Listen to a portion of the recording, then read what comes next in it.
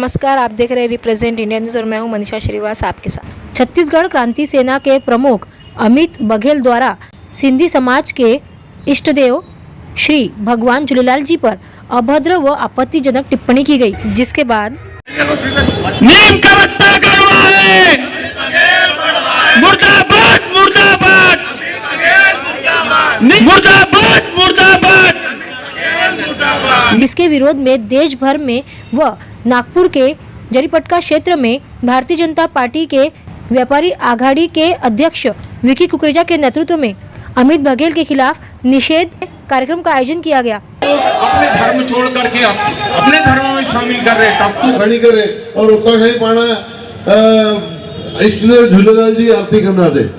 लाल सभई जो मां समझा तो जेको जयकारो खपे उन में वो ताकत राजू भैया पहिरीं देंदा कोने की। लाल सभई जो क्या बात है। तो इनके सुठे तरीके से पाण अॻिते वधायूं था। हम शुरू रखेंगे। माला अर्पण के बाद आयो लाल सभई जो।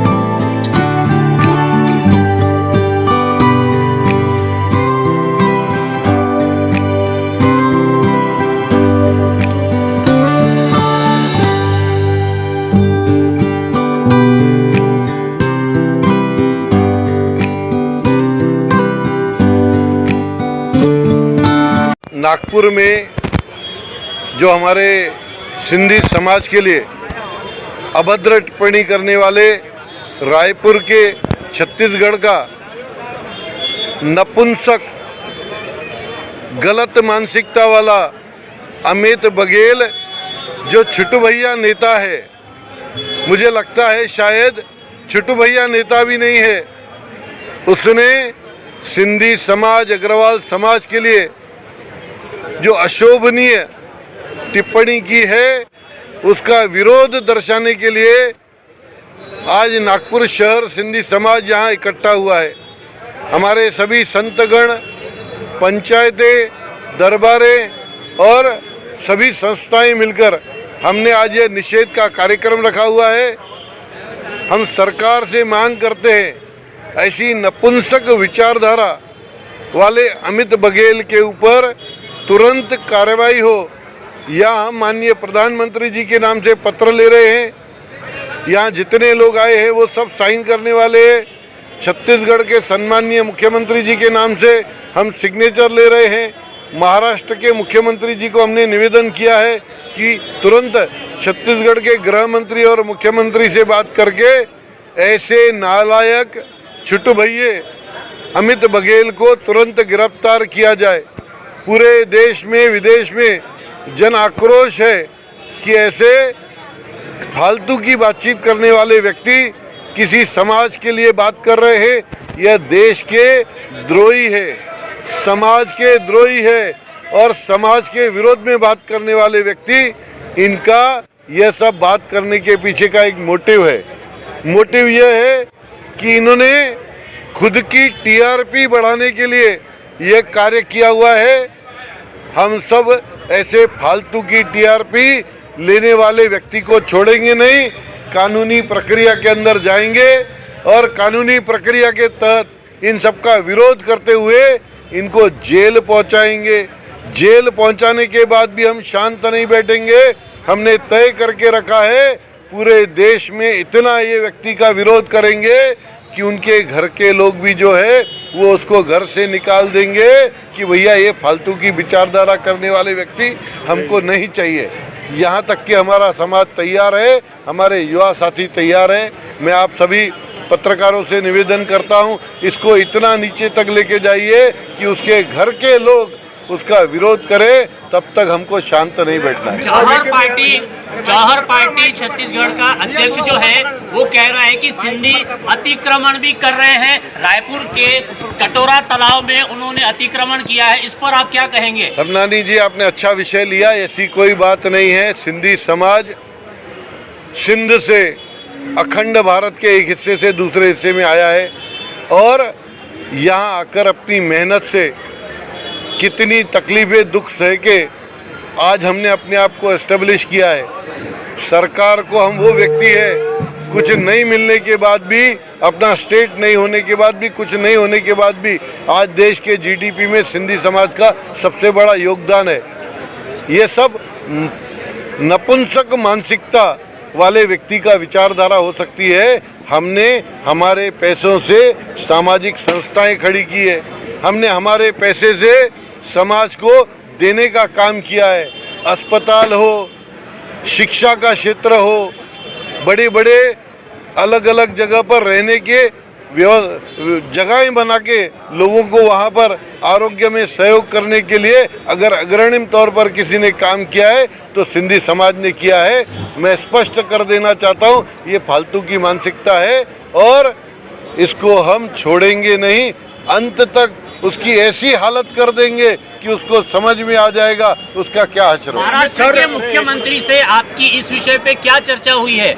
महाराष्ट्र के मुख्यमंत्री जी को हमने सविस्तार पूरी जानकारी दी है और हमने महाराष्ट्र के मुख्यमंत्री जी से निवेदन किया है, देश के गृह मंत्री अमित भाई शाह से, छत्तीसगढ़ के मुख्यमंत्री और गृह मंत्री, इन तीनों से बात करके इसके ऊपर में देशद्रोह का मुकदमा चलाया जाए। सरकार आपकी है, यदि सरकार के ओर से अगर आपको न्याय नहीं मिलता है तो ये सभी सिंधी बांधव जो पूरे देश में है उनकी अगली रणनीति क्या होगी? सरकार हमारी है और सरकार जन जन की है। जो जन की भावनाओं को बिगाड़ेगा सरकार उसको सहयोग करेगी और 100% करेगी, हमें पूरा विश्वास है। अमित पटेल कौन से पक्ष से संबंध रखता है? जौहर पार्टी कोई छोटू भैया नेता है।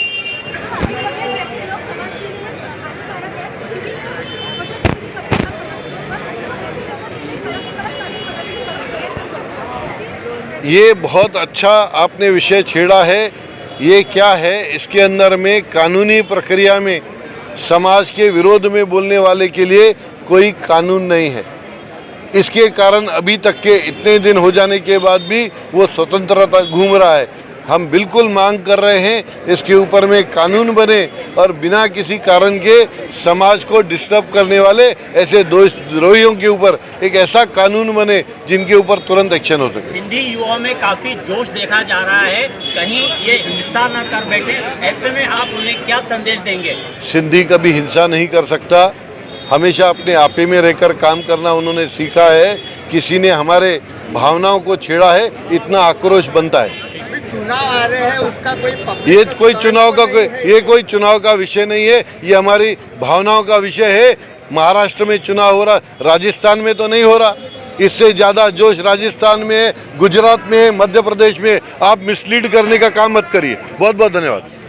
अमित बघेल नामक एक व्यक्ति ने सिंधी समाज के ऊपर आपत्तिजनक टिप्पणी की है, सर इस पे आपकी क्या प्रतिक्रिया है? ऐसे नालायक आदमी से के लिए हम श्री नरेंद्र मोदी, दिल्ली के प्रधानमंत्री तथा छत्तीसगढ़ के मुख्यमंत्री को हम लेटर देंगे कि ऐसे आदमी को अरेस्ट करके सेंट्रल जेल भिजवा के ऐसे कड़ी से कड़ी सज़ा दी जाए तथा जरीपट का दुकानदार संघ के अध्यक्ष के नाते मैं यह घोषणा करता हूं कि उसको 2,01,000 रुपये दूंगा जो आदमी उसकी ज़बान काट करके खींच के निकाल के लेके आएगा। वैसे तो मैं उसकी छत्तीसगढ़ जा कर के ला सकता हूं, लेकिन मेरी तबीयत कुछ नरम होने की वजह से मैं ये आह्वान करता हूं कि जो आदमी की ज़बान खींच करके काट के लाएगा, जिस हमारे इष्ट देवता के लिए कम ज़्यादा शब्द बोला है, ऐसे नालायक आदमी के लिए 2,01,000 की मैं घोषणा करता हूं तथा 51,000 मैं अपने तरफ से भी दूंगा जो आदमी उस ऐसे नालायक को पकड़ करके जवान खींच के काट के लाएगा। तो धन्यवाद। सर, जैसे कि ऐसे पार्टी वाले रहते हैं जो इस प्रकार से समाज को भड़काने का काम करते हैं कहीं ना कहीं, तो ऐसे लोगों पर बड़ी से बड़ी कार्रवाई होनी चाहिए और ऐसी पार्टी का सभी लोगों ने हमारे युवा नेता निषेध करना है। वीरेंद्र कुकरेजा जी कभी भी किसी के भड़कावे नहीं आते हैं। वे अपने मन तन मन धन से संस्था की सेवा करते हैं तथा जरीगढ़ समाज में उनका जो नाम है वह हमेशा कायम रखते हुए ये अपना जो आज की मीटिंग किया है वह सिंधी समाज के लिए, जय झूलेलाल इष्ट देवता के लिए उन्होंने जो कार्य किया है बहुत सराहनीय है। सर, आपका नाम बताइए। ठाकुरदास रामचंद जेठवानी। क्या नाम फिर से बोलिए? ठाकुरदास रामचंद जेठवानी, जरीगढ़ का दुकानदार संघ अध्यक्ष। के लिए आए झूलेलाल। जो सिंधी समाज है उस समाज के बारे में, उसके ईष्ट देव के बारे में एक सिरफिरे व्यक्ति ने कुछ अभद्र, बहुत ही अभद्र, बहुत ही खराब, बहुत ही आपत्तिजनक ऐसा वक्तव्य दिया गया। और आज हमारी कौम, हमारी समाज जिसने भारत में रहने को चुना और वो सिर्फ अपने धर्म के लिए, और आज हम अपने धर्म के लिए यहाँ पर आए हैं और वो भी पाकिस्तान से नहीं आए, हम आए हैं अविभाजित भारत से, अखंड भारत से, सिंध से। और हमारे इष्ट देव के बारे में उसने जो कहा, उस सिरफिरे व्यक्ति ने, उस बदमाश व्यक्ति ने, अरे मछली का देवता, अरे आपको क्या मालूम उस मछली में क्या है? उस मछली में वह शक्ति है कि एक धारा को चीरते हुए निकल जाए, और वह पल्ला मछली हमारी सिंधी समाज की एक पहचान है।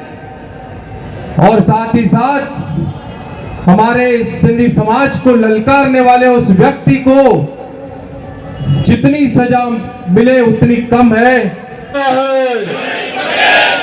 आवाज नहीं आ रहा, नीम का पत्ता कड़वा है। एक आपके पास में अभी पत्र नीचे आने वाला है, उस पर आपका नाम, मोबाइल नंबर और साइन हमें करनी है। यह पत्र माननीय प्रधानमंत्री जी के पास जा रहा है, माननीय छत्तीसगढ़ के मुख्यमंत्री जी के पास जा रहा है और महाराष्ट्र के मुख्यमंत्री के पास जाने वाला है। तो सब लोग मिलकर जैसे ही ये आपके पास आएगा तो आप तुरंत इसके ऊपर में साइन करके और आगे बढ़ा देंगे।